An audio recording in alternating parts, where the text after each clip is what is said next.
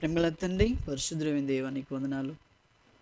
శోభన వాక్యం ద్వారా నాతో మాతో మీరు మాట్లాడుతుండండి. కృప చూపించు. నీ సన్నిధి మాతో నుంచి మా యొక్క నన్ను శిలువ చాటున మరుగు చేయండి ప్రభా. ఒకరైనా నశించిపోవడం మీకు ఇష్టం లేదు, అందరినీ రక్షించుకునే వాళ్ళని మీకు ఆశ కలిగి ఉంటున్నారు ప్రభా. అట్టి ఆశలో మమ్మల్ని రక్షించుకున్నారు, అందుకే నీకు వందనాలు. మా జీవితంలో మీరు చేసిన గొప్ప మేళ్ళ కొరకు ఏమి ఇవ్వగలం తండ్రి.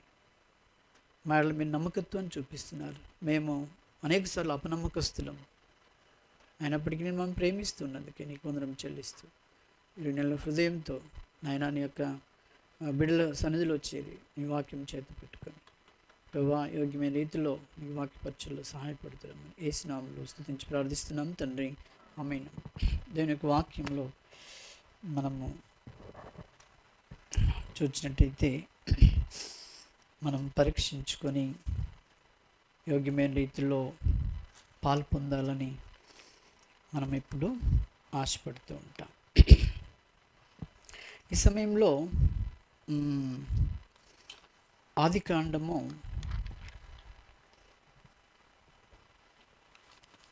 17వ అధ్యాయము, ఆదికాండము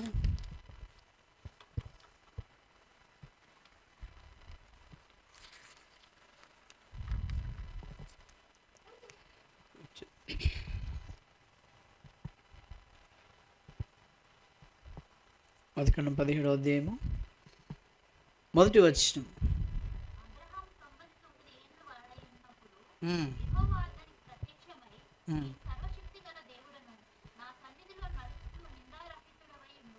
చాలు.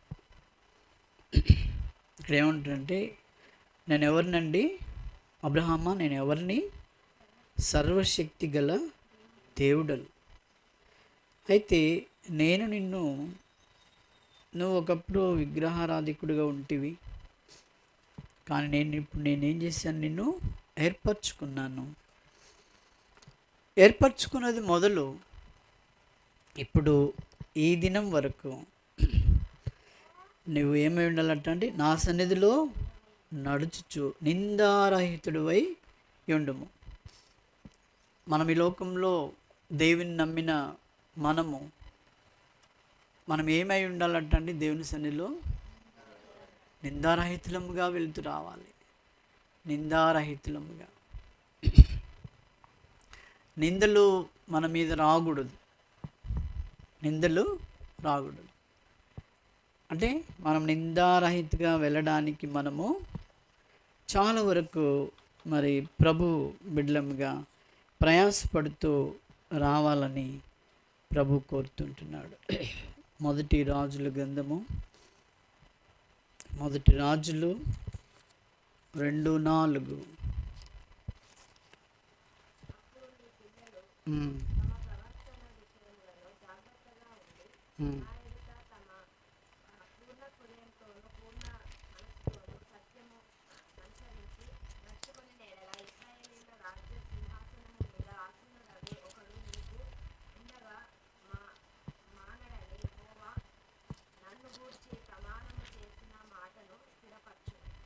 ఇక్కడ ఏమంటే, అప్పుడు నీ పిల్లలు తమ ప్రవర్తన విషయంలో జాగ్రత్తగా నుండి. మన పిల్లలు, మనమే కాదండి, మనం నిందారహితులముగా దేవుని సన్నిధిలో ఉండే ప్రయత్నంలో మనం ఉండాలి. అప్పుడు మన పిల్లలకు ఏం చేస్తాము? మనము అలాగ నేర్పించగలుగుతాం. అర్థమైందా అండి? మన పిల్లలకు మనం నేర్పాలంటే మనం ఎట్లుండాలి? నిందారహితంగా ఉండాలి. నిందారహితంగా. ఉదాహరణ చెప్పాలంటే, భార్య భర్తలు కొట్లాడుకుంటారు అనుకోండి. కొట్లాడుకుంటున్నప్పుడు పిల్లల మధ్యలో ఎలా ఉంటుంది అది? వాళ్ళు నేర్చుకుంటారు. ఏం నేర్చుకుంటారు వాళ్ళు? నీవు నిందారహితుడిగా లేవు, ఆ తర్వాత నీవు దేవుని సన్నిధిలో పోతున్నావు. తిరిగి నీ పిల్లల మధ్యలో కూడా నువ్వేమైపోతున్నావు? నీ ప్రవర్తన ఎలా ఉంటుందండి? అసలే లేదు. పిల్లలు ఉన్నారని లేదు, పెద్దలు ఉన్నారని లేదు, సమాజం ఉన్నదని ఎవరిది లేకుండా మనం ఎలా ఉంటామంటే మన ప్రవర్తన అంతా పిచ్చి పిచ్చిగా ఉంటుంది. అర్థమైందా అండి? ఎలా అంటే అటువంటి పరిస్థితులలో మనము వెళ్తూ ఉంటాం. నిన్ను నన్ను ఏర్పరచుకునేది ఎందుకంటే నిందారహితంగా ఉండాలి. నీ మీద తప్పు ఒకటి మోపకూడదు అన్నటువంటి నిందారహితంగా ఉండాలి. ఆరాధనలో మనం చూసాం కదా, యేసు ప్రభు విషయంలో ఆయనలో ఏ తప్పు కూడా లేదు అని అంటున్నాడు.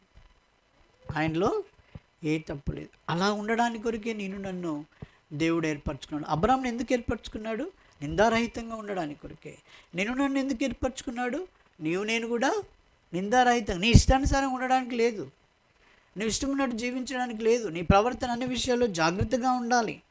ఎందుకంటే నీ పిల్లలు జాగ్రత్తగా మరి వారు తమ పూర్ణ హృదయంతో పూర్ణాత్మతో మరి సత్యమును అనుసరించి నడుచుకున్నట్లు నీ పిల్లలు కూడా, నీవు కూడా ముందు నువ్వేమై ఉండాలట? నిందారహితంగా ఉండడానికి ప్రయత్నం చేయాలి. నీవే ప్రయత్నం చేయకపోతే నీ పిల్లలకి ఎలా చెప్తావు? నువ్వు నిందారహితుడివై ఉండాలి. ఉదాహరణ చెప్పాలంటే, మొన్న ఈ మధ్యలో ఎలక్షన్ జరిగినాయి.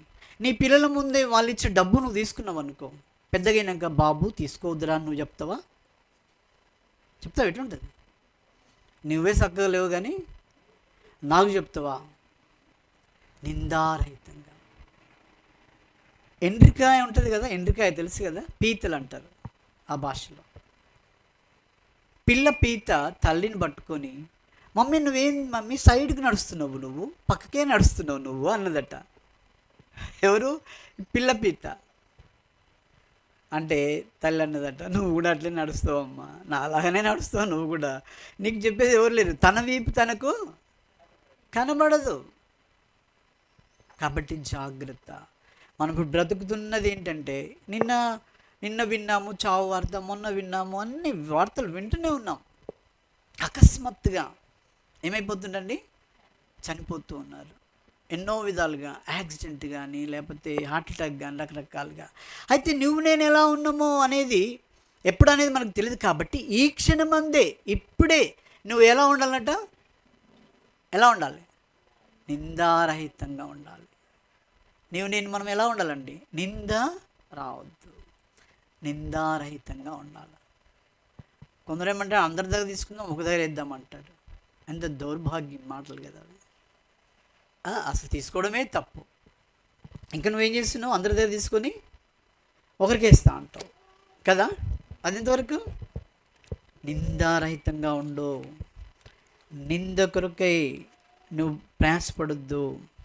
ప్రభువులో పాలు పొందే మనము ప్రభు సన్నిధిలో నిందారహితులంగా ఉండాలని ఆయన యొక్క ఆశ. ఇంక చూడండి, కీర్తనలు 26వ అధ్యాయము, కీర్తనలు 26 కీర్తనలు 26 2వ వచనం ఏమంటున్నాడు? నన్ను పరిశీలించుము, నన్ను పరీక్షించుము అని మనం చెప్పగలుగుతున్నామా? నేను చెప్పగలుగుతామా? ఏమని? యెహోవా నన్ను పరిశీలించుము, నేను ఎలా ఆత్మీయ జీవితాన్ని కలిగి ఉన్నాను, నేను ఎలా జీవిస్తూ ఉన్నాను, నన్ను పరిశీలించు. నీకేమైనా ఆరోగ్యం ఇంత నొప్పి అయిందనుకో, ఉరుకుతో విషయంలో, దేవుని విషయంలో నువ్వు ఎలా ఉన్నావు? దేవుని బిడ్డలను ప్రేమించే విషయంలో, దేవుని విషయంలో నువ్వు ఎలా ఉన్నావు? నన్ను పరిశీలించు అని నేను చెప్పగలను. నన్ను పరీక్షించు. నన్ను ఏం చేయాలండి? పరీక్షించు కదా. మన బలలో పాల్పొందడం మనం ఏమన్నాము? పరీక్షించుకొని పాలు పొందాలి కదండి. పరీక్షించుకొని పాలు పొందాలి. కాబట్టి పరిశీలించుము. తర్వాత ఏమన్నాడు? నా అంతరింద్రియములను, నా హృదయమును పరిశోధించుము అని దినమున బలలో పాలు పొందుతున్న నేను చెప్పగలగాలి. అలా చెప్పితేనే నువ్వు ఆయన ఎప్పుడు మనం వెళ్తుందో ఆయన సన్నిధిలో మనం ఎలా ఉంటామండి? నిందారహితులముగా. మనం ఎన్నో నిందలతో ఉంటామండి లోకంలో, అన్ని జనాంగముగా. అన్ని జనుల యొక్క నిందలు ఏంటి తెలుసు కదా? ఎప్పుడు సనగడం, గునగడం, ఆ తర్వాత ఒకరి మీద ఒకరికి, ఇంకొకరి మీద ఇంకొకరికి, రకరకాలైనటువంటి ఈ అన్ని ఆచారం, శరీర సంబంధుల యొక్క ఆచారం ఎలా ఉంటుందండి? అన్ని ఆచారాలే. అలాగుంటూ వచ్చినాం. అయితే ఇక్కడ ఏమన్నాడు, నా హృదయంను నా అంతరింద్రియమును నువ్వేం చెయ్యి, పరిశోధించు, నన్ను పరిశోధించు. బాప్తిసం తీసుకోగానే సరిపోదు, అర్థమైందా? నువ్వు వాక్య క్రమంలో జీవించాలి, వాక్యానుసారంగా జీవించాలి, అర్థమైందా అండి? శరీర సంబంధులలో ఏముంటాయండి? కొండాలు ఉంటాయి. శరీర సంబంధంలో అసూయ ఉంటుంది. శరీర సంబంధులకు ఏముంటుంది? ద్వేషం ఉంటుంది. ఒకరిని చూసుకొని ఓర్వలేని స్థితి ఉంటుంది. కానీ దేవుడు ఏం చేశాడు? అటువంటి స్థితిలో నుండి నా కుమారుడా, నా కుమార్తె అని నన్ను పిలుచుకొని ఇప్పుడు ఏమి ఇచ్చాడు మనకు? నువ్వు నిందారహితంగా ఉండు. మనం ఆయన సన్నిధిలో మనం ఎలా ఉండాలండి? నిందారహితంగా ఉండాలి. దాని కొరకే మనం ప్రయాసపడాలి. చూడండి లోకం ఎలా ఉంటుంది చూడండి. ఇంకో మాట చూద్దాం. అదే 26:3 ఏమంటాడు? నీ కృప నా కన్నుల ఎదుట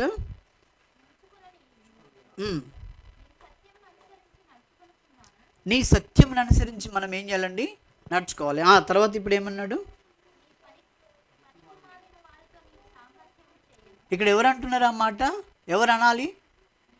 నిందారహితంగా ఎవరైతే ఉంటున్నారో వారు ఏమనాలండి? పనికి మాలిన వారితో సహవాసము చేయను, వేషధారులతో పొందు చేయను. యేసు ప్రభువును విశ్వసించకపోతే, నువ్వు సరిగ్గా విశ్వసించకపోతే పనికి మాలిన వారని అర్థమైందండి.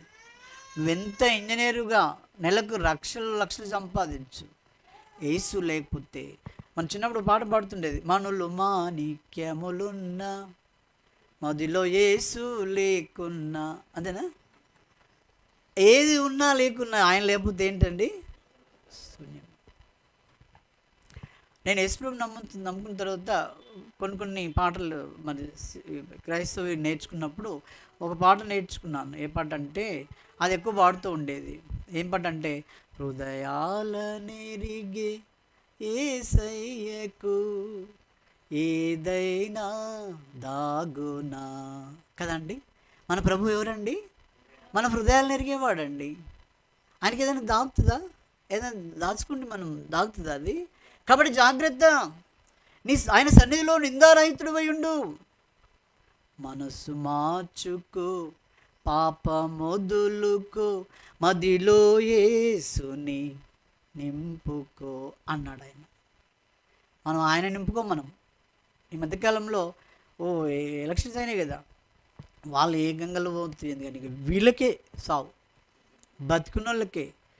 ఆయన ఇట్లా, ఈయన ఇట్లా, ఆ పాట ఇట్లా, ఈ పాట ఇట్లా. ఎందుకండి? నువ్వు నిందారహితుడంగా ఉండు.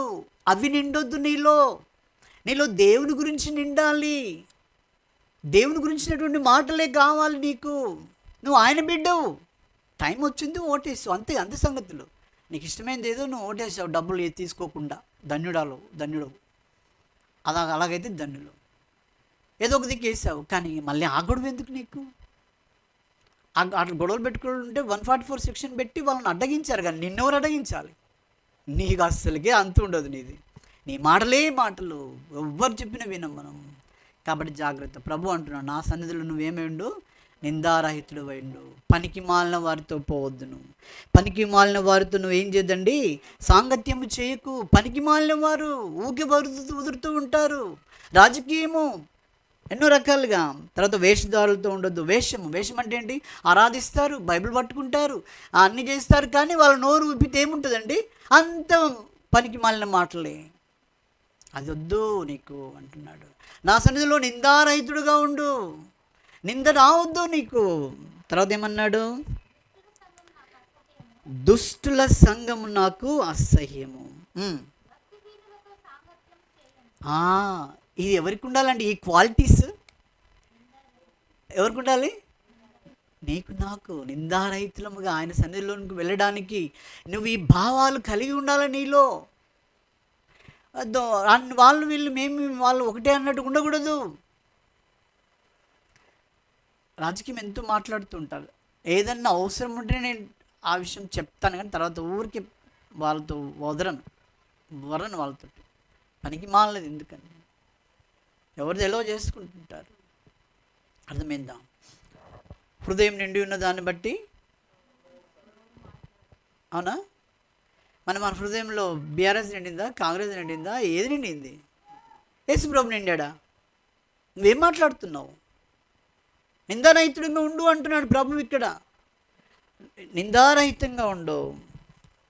వేషధారులతో నువ్వు పోకూడదు, భక్తిహీనులతో సాంగత్యం చేయకూడదు. వాడు భక్తిహీనులండి. నీ రక్తం పంచుకుని పుట్టినా కానీ వాడు భక్తిహీనుడు. కారణం ఏంటంటే భక్తి లేదు వాడిలో. క్రీస్తుని గురించిన భక్తి లేదు. క్రీస్తుని గురించిన భక్తి కావాలి. తను కూడా యేసుప్రభుని నమ్ముకోవాలి. యేసుప్రభుని గురించే మాట్లాడుతూ రావాలి. అపొస్తలుల కార్యములు 7వ అధ్యాయం చూడండి. అపొస్తలుల కార్యములు 7వ అధ్యాయము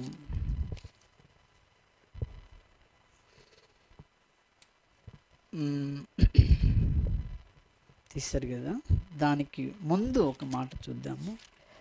రోమీలకు రాసిన పత్రిక దానికి ముందు ఒక మాట. రోమీలకు రాసిన పత్రిక 5వ అధ్యాయము 4వ వచనము చదువు. 5వ వచనం చదవండి. 5వ వచనం. ఎందుకనగా ఈ నిరీక్షణ మనల్ని సిగ్గుపరచదు.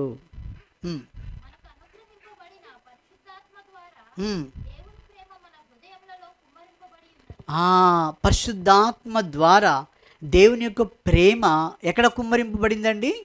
మన హృదయంలో కుమ్మరింపబడి ఉంది. కుమ్మరింపబడి ఉన్నటువంటి మన హృదయంలో ఫుల్గా కుమ్మరింపబడిన ఆ వ్యక్తులు ఎలా ఉంటారు తెలుసా? ఆ వ్యక్తులు ఎలా ఉంటారు? ఇప్పుడు చూడండి, అపొస్తలుల కార్యం 7వ అధ్యాయంలో. అపొస్తలుల కార్యం 7వ అధ్యాయం వీరు 7:50 నుండి 60 దాకా మనం చూసినట్టయితే అక్కడ ఉన్నటువంటి ప్రజలు ఎలా ఉన్నారంటే ముష్కరులుగా ఉన్నారు. తర్వాత ఏమున్నారు? వారు కోపంతో మండిపడుతూ ఉన్నారు. తర్వాత ఎలా ఉన్నారండి? 54 అంటారు, వారి మాటలు విని కోపముతో మండిపడి అతనిని పండ్లు కొరికిరి. ఈయన పండ్లు కొరికే పని, కోపంతో మండిపడే పని. ఆ తర్వాత ఈయన ఏం చేశాడండి? వారు అక్కడ ఏమన్నారంటే వారి మాటలు విని ఏం మాటలు విన్నారండి? వారి మాటలు మరి స్టెఫెన్ గురించి తెలుసు కదా మనకు. ఏం విన్నాడు ఆయన? వాళ్ళు ఏం విన్నారు? ఇక్కడ ఇంకో మాట చూద్దాం. 51 మధ్యలో ఉంది. మీ పితరుల వలె మీరును ఎల్లప్పుడూ పరిశుద్ధాత్మను ఎదిరించుచున్నారు. ఈ విషయాలన్నీ చాలా చక్కగా మాట్లాడుతూ 55లో ఏమన్నాడు? అయితే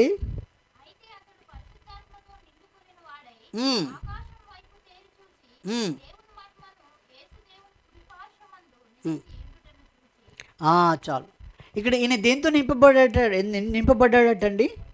పరిశుద్ధాత్మతో నింపబడ్డాడు. పరిశుద్ధాత్మతో నింపబడము అంటే ఎట్లుంటుందంటే గంతులు వేయడము, కేకలు వేయడము, వాళ్ళ మీద పడడం, వీళ్ళ మీద పడడం అలా ఉండదు. పరిశుద్ధాత్మ నింపుదల అంటే ఎలా ఉంటుంది? ఏముంటుందండి? ఇదిగో స్టెఫెన్ మాట్లాడుతూ ఉన్నాడు. ఆయన ఎదుట పండ్లు కొరికే వాళ్ళు ఉన్నారండి. ఆయన ఎదుట ఎలా ఉన్నారు? పండ్లు కొరికే వాళ్ళు ఉన్నారు. ఆ తర్వాత ఆయన ఎదుట ఇంకా ఎలా ఉన్నారంటే 59 చివరి లైన్లో ఉంది, రాళ్ళతో రాళ్ళు పట్టుకొని ఉన్నారు భయంకరంగా. సరే, వీళ్ళు ఇట్లా ఉన్నారండి. మరి స్టెఫెన్ ఏం నిండుకొని ఉన్నాడు? ఆయన ఏమన్నా ఇది గెలిచింది, అది గెలిచి వాడి ఇట్లా వీడిట్లా వీళ్ళు అటు పోయినా అన్నాడు ఆయన. పరిశుద్ధాత్మతో నిండుకోవడం అంటే అది. నువ్వు దేవుని వాక్యం చేత నింపబడాలి. అందుకే ఆదివారాలు ఇస్తున్నాడు దేవుడు, నీకు సమయం ఇస్తూ ఉంటున్నాడు నువ్వు వాక్యంలో చదువుకొని ఉండేటట్టు. పరిశుద్ధాత్మతో నింపబడము. ఆ పరిశుద్ధాత్మతో నింపబడడం అంటే ఎట్లుంటుందంటే దేవుని గురించినటువంటి ప్రేమ పెరిగిపోతుంది, దేవుని గురించినటువంటి ఆశ పెరిగిపోతుంది. ఇతరులకు నువ్వు దేవుని గురించి చెప్పేదానిగా ఉంటావు. నేను ఎవరు చెప్పమన్నానండి? ఈ పాట ఇట్లా వీళ్ళు అందులోకి పోయి ఇంట్లోకి పోయి నేను ఎవరు చెప్పమన్నాడా? నువ్వేం చేస్తావు? కాబట్టి దేవుని వాక్యం చెప్పమన్నాడు, దేవుని వాక్యాన్ని నింపుకోమన్నాడు. అది చేస్తున్నామా? దేవానికి స్తోత్రం, నాకు ఆత్రం అన్నట్టు ఏదో కొంచెం వాక్యం చదువుకొని ఇక దినమంతా ఖాళీగానే ఉంటాం. నింపుకుంటాం మనం దేవుని వాక్యాన్ని నింపుకోవాలి. ఇది శ్రేష్టము. అలా నింపుకున్నప్పుడు ఏమవుతుందంటే ఆయన పరిశుద్ధాత్మ ద్వారా మీ హృదయంలో దేవుని వాక్యం ఏం ఏం చేయబడిందండి? కుమ్మరింపబడింది. మనం ఏదైనా మనం తక్కువ తింటామా చెప్పండి? తక్కువ తింటామా? మనకి నీళ్ళే కానీ ఆహారమే కానీ ఏదైనా మనం తక్కువ తింటామా? కానీ ఒకటి తింటాం, దేవుని వాక్యాన్ని తక్కువ తింటాం. లోకవార్త అంతా ఫుల్లు, మన భోజనాలు ఫుల్లు, కానీ దేవుని యొక్క వాక్యం నీకేం కావాలి? తక్కువ, కొంచెం చాలండి అని అనుకుంటాం. అయితే నువ్వు దేవునిలో నిందారహితుడుగా ఉండలేవు. కాబట్టి నువ్వు ఎలా ఉండాలి? నిందారహితుడుగా, ఈ లోకంలో ప్రభు మెచ్చేటువంటి వారిగా, నిందారహితులముగా ఈ లోకంలో జీవించాలి. తెస్సలోనికైలు రాసిన పత్రిక, మొదటి తెస్సలోనికైలు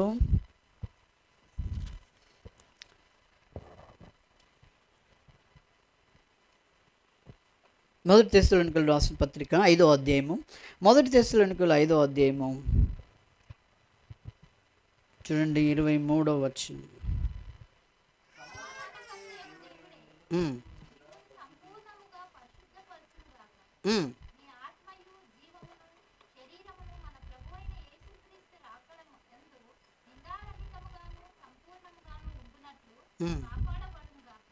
నిన్నేమో ఆయన కాపాడుతుంటే నువ్వేమో రాజకీయాన్ని నింపుకుంటావు, లేకపోతే మంది శుద్ధి నింపుకుంటావు నువ్వు, లేకపోతే ఇంకేదో అమలక్కల ముచ్చట, లేకపోతే సాడీలు, లేకపోతే ఈర్ష్య పగతో నిండుకొని ఉంటావు. అట్లాగైతే కష్టం అంటున్నాడు. నిందారహితంగా ఉండాలట. మనం ఎలా ఉండాలటండి? దేవుడు మిమ్మల్ని కాపాడుతుండండి, దేవుడు కాపాడుతున్నాడు. ఆయన కాపుదలలో, ఆయన వెలుగులో, ఆయన నీడలో, ఆయన నీళ్లు తాగుతూ ఇంకోని పాట పాడుతావు నువ్వు. అర్థమైందా? ఒక ఆయన కోడిని పెంచుకుండట. ఒక ఆయన ఏం చేసిండు? కోడిని పెంచుకుంటుంటే అది రోజు గుడ్డు పెడుతుంటే, మంచిగా వాళ్ళ ఇంట్లో గుడ్డు పెడుతుంటే కాపాడుకుంటూ దాన్ని తీసుకుంటూ ఉన్నాడు. కొద్ది రోజుల తర్వాత ఇంట్లో గుడ్డు పెట్టడం మానేసిందట. మానేసిన తర్వాత ఆయన ఇది ఉంటే లాభం లేదని చెప్పేసి ఆయనకు అర్థమైంది. కోసేసుకొని తినేసి, అయ్యో అంత మంచి గుడ్లు పెట్టేదాన్ని నువ్వు ఎందుకు కోసుకొని తిన్నావు అని అంటే, అది మొన్నటిదాకా మా ఇంట్లో పెట్టింది, ఇప్పుడు వేరే ఇంట్లో పెడుతుంది, ఇక నాకెందుకు, నాకేం పని అది కదా, మా ఇంట్లో పెడితే మాకు బుద్ధి అన్నట్టు కదా. నువ్వే పాట పాడుతున్నావు? నువ్వేం నడుస్తున్నావు? నువ్వు బ్రతికున్నది మంది పాట పాడనీక? నువ్వు బ్రతికున్నది నీ విషయంలో శ్రద్ధ తీసుకోవడానికా? కాదు. దేవుని యొక్క వాక్యము, దేవుని వాక్యం చేత మనము నింపబడాల. ఆయన నిన్ను కాపాడుతున్నాడు. మీ ఆత్మయు జీవమును శరీరమును, మీ ఆత్మ జీవము, ఇంకోటి ఏంటండి? శరీరం. ఇవన్నీ కూడా ఏం కావాలా? మన ప్రభు అయిన యేసుక్రీస్తు రాకడ యందు ఎలా ఉండాలటండి? నిందారహితముగా ఉండాలి. నిందారహితముగా అపొస్తలుడైన పౌలు తెస్సలోనికైలు చెప్పాడు, ఆదికాండంలోనే ముందే చెప్పాడు, నా సన్నిధిలో నిందారహితుడు ఉండుమని. ఎవరితో చెప్పాడు? అబ్రహాంతో. అదే మాట ఈరోజు నీతో నాతో చెప్తూ ఉంటున్నాడు. మనం ఎలా ఉన్నాం?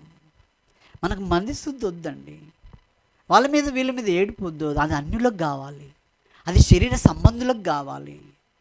నువ్వు దేవుని పిచ్చి కలిగి ఉండాలి. అపొస్తలుడైన పౌలును అంటాడు కదండి, పౌలు ఎక్కడ కొరింథీయులు కదండి, పౌలా నీకు ఏమైంది? పిచ్చి పెట్టినట్టుంది, నువ్వు వెర్రివాన్ లాగా మాట్లాడుతున్నావు అని అంటే, ఆయన ఏమన్నాడు? నాకు పిచ్చిలో మంచి పిచ్చే, అదేం కాదు, నేను మంచి పిచ్చిని కలిగి ఉన్నా అని అంటాడు. ఎవరు? పౌలు. వీళ్ళకేమో అదే సరే ఇక్కడ చూద్దాం. చూడండి అపొస్తలుల కార్యములు 26వ అధ్యాయము, అపొస్తలుల కార్యం 26 24వ వచనం.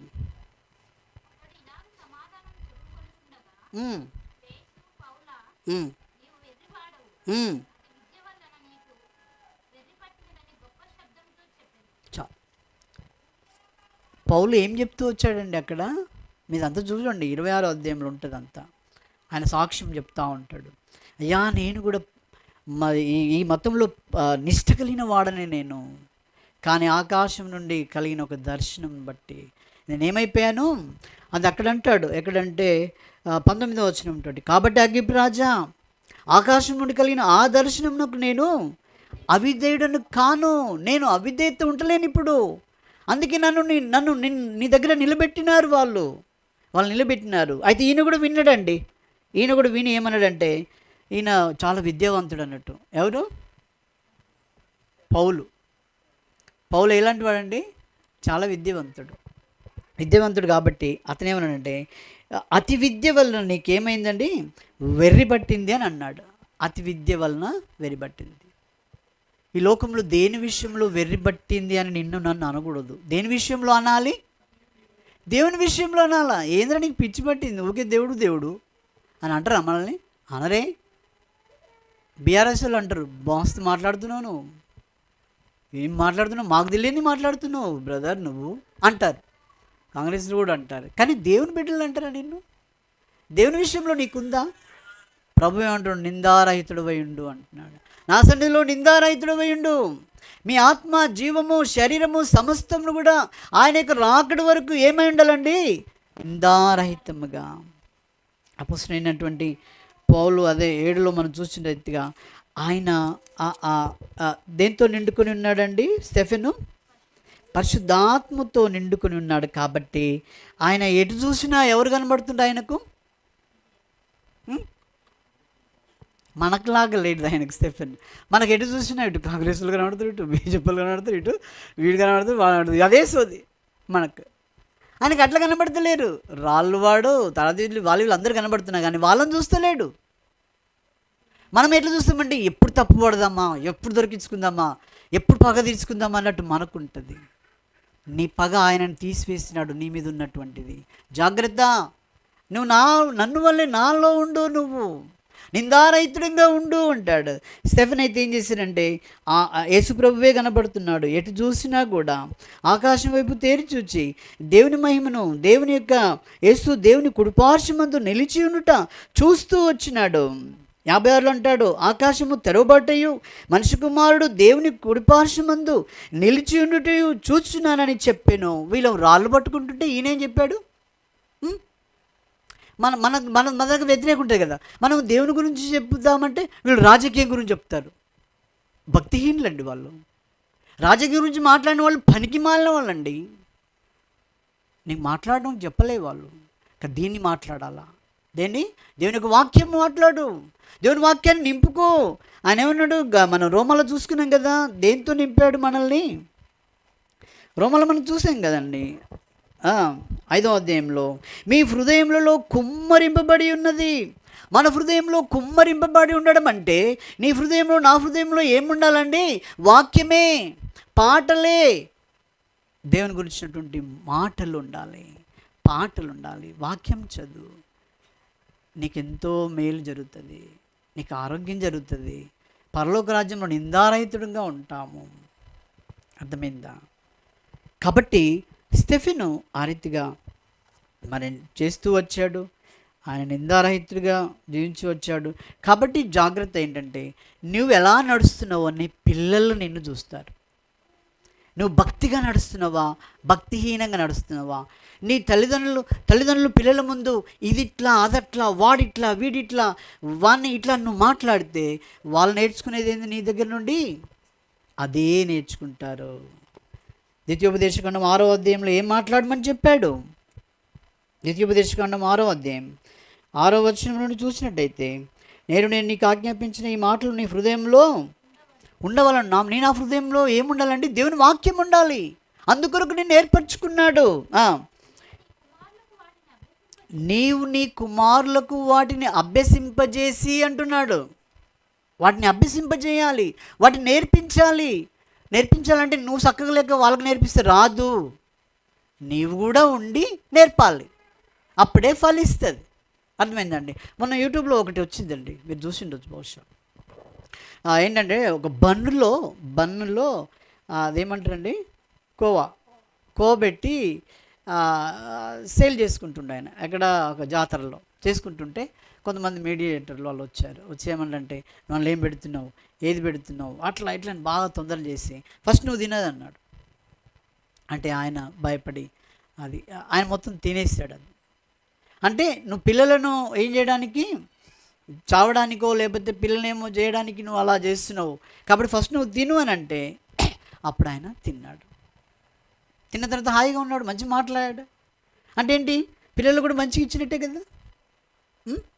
అందుకే అంటున్నాడు, నువ్వు మంచిగా నువ్వు ప్రవర్తన ఉండు, నువ్వు జాగ్రత్తగా ఉండు, అప్పుడు నీ పిల్లలు జాగ్రత్తగా ఉంటారు, వాళ్ళు నేర్చుకోగలుగుతారు.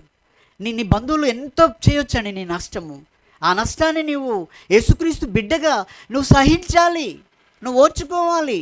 నా పిల్లలకు కావాల్సింది ఏంటిది, ఇప్పుడు ఇది కావాలి, ఇది దేవుని యొక్క వాక్యము, నేను వారికి నేర్పించాలి, అభ్యసింపజేయాలి. ఇంట కూర్చున్నప్పుడు, త్రోవను నడిచినప్పుడు, పండుకున్నప్పుడు, లేచినప్పుడు వాటి గురించే మాట్లాడవలను. ఈ కాలం అది జరిగిందా అని చెప్పండి. ఈ కాలంలో అంటే మన డేస్లో పండుకున్న బీఆర్ఎస్ఏ, లేచిన తెలంగాణ, లేకపోతే కాంగ్రెసే, లేకపోతే నడుస్తున్న కాలేజీ, పోతున్న అవే, వస్తున్న అవే. ఇది విశ్వాసులకు తగదు. ఇవి ఎవరికి తగాలండి, ఎవరికి కావాలి? ఇవి భక్తిహీనులకు, పనికి మాలిన వారు మాట్లాడుకోవాలి. నువ్వు నేను పనికి మాలిన వారం కాము, మనల్ని ప్రత్యేకపరుచుకున్నాడు దేవుడు. నిందారహితుడిగా ఉండడానికి కొరకే నిన్ను నన్ను ఏర్పరచుకున్నాడు. ఎవరు మాట్లాడాలి ఇవన్నీ? నీవు నేనే. ఎవరు చెప్పాలి మన పిల్లలకు? నీవు నేనే చెప్పాలి. అది నేర్పిస్తున్నాడు నీకు, నువ్వు నేర్చుకోవాలి. ఇంకా ఎంతకాలం, ఎప్పుడైతే తెలియదు. అందుకే అన్నాడు కదా, ఇది కీర్తనలు అన్నాడు కదా, ఆయనే చెప్పుకుంటున్నాడు ఏమని, నేనే నన్ను పరిశీలించుము, నన్ను పరీక్షించుము. ఇవి ధైర్యంగా అనగలుగుతాం మనం, చెప్పండి. తర్వాత నా అంతరింద్రియములను, నా హృదయములను పరిశోధించుము అని చెప్పుకోవాలి మనం. ప్రభా, నేను ఎక్కడైనా ఏమైనా మాట్లాడినట్టయితే, ఎవరి మీద నా అన్యాయంగా నేను మాట్లాడినట్టయితే, లేకపోతే నేను ఇంకా ఎక్కువ కూడా పనికిరానిదంతా కూడా నా హృదయంలో పెట్టుకుని దాని గురించి వాదిస్తున్నట్టయితే నన్ను క్షమించు ప్రభువా, నన్ను క్షమించు. నీ వాక్యం, పరిశుద్ధాత్మ చేత నీ వాక్యం నింపబడాలి నీలో, నాలో. ఆ స్టెఫెను ఆయన ఆది కాండం నుండి చెప్పుకుంటూ వచ్చాడండి, ఆ 7వ అధ్యాయంలో. అర్థమైందా? ఇప్పుడు అన్న ఒక ప్రశ్న ఒకటి అడిగితే ఆయన అది మనం చెప్పలేకపోతాం కదా. అది వాళ్ళ వంశం గురించి అడిగింది కదా, చెప్పామా? మనకు దేవుని గురించి ఎక్కువ ఉండాలండి. అప్పుడు మన కుటుంబాన్ని చక్కపరుస్తాడు, మన పిల్లలు కూడా మంచిగా ఉంచుతాడు, అన్ని విధాలుగా నీకు నాకు మంచి ఆరోగ్యాన్ని ఇచ్చి కాపాడుతూ ఉంటాడు. కాబట్టి నిందారహితులముగా ఉన్నామా పరీక్షించుకో, యోగ్యంగా పాలు పొందు. ఎక్కువ కాలం రేపు నీదా నాదా? రేపు ఎవరిదండి? మనది కాదు కదా. బ్రతికుంటే మనది, లేకపోతే ఫినిష్. కాబట్టి జాగ్రత్త. నీకు సమయం ఉంది కదా అని చెప్పి, నీవు మంచి ఆరోగ్యంగా ఉన్నావు అని చెప్పి నువ్వు లౌకిక విషయాన్ని నువ్వు మాట్లాడకూడదు. నువ్వేం మాట్లాడాలి? ప్రభు మాటలే ఉండాలి నీ లోపల. ప్రభు మాటలే ఉండాలి. చాలా విషయాలు చెప్పొచ్చు, టైం సరిపోదు. ఓకే, కాబట్టి మనం పరీక్షించుకొని మోకరించి యోగ్యంగా, నా గురించి నీ గురించి కాదు పాలు పొందేది. ఎవరి గురించి అండి?